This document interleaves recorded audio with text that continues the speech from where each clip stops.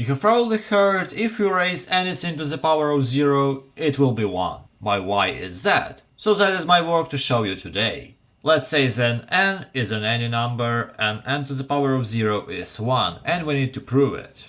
So to start with, let's write it down. We have n to the power of 0. So now we can write it as n to the power of 1 minus 1. That's pretty much the same as we had. So now we have n to the power of 1 minus 1.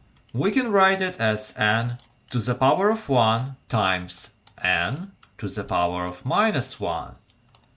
If we multiply numbers with the same base, we just add their exponents. So that's pretty much the same as we had here. So now you need to know a rule that any number to the power of, for example, minus m, let's write it like this, will be equal to 1 to the power of n to the power of m. So we write it as this fraction.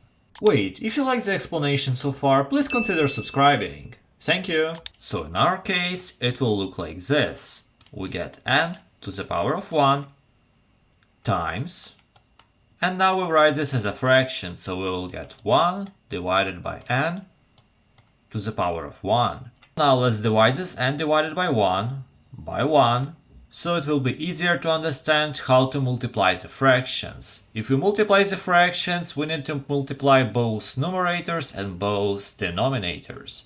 So here we get n to the power of 1 divided by n to the power of 1.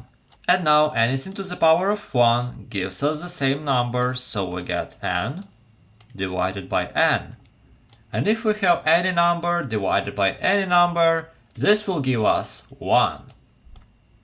So that is why n to the power of 0 is 1. And if you are wondering, what if we have 0 to the power of 0? In this case, n equals 0 and we can divide by 0, so what happens?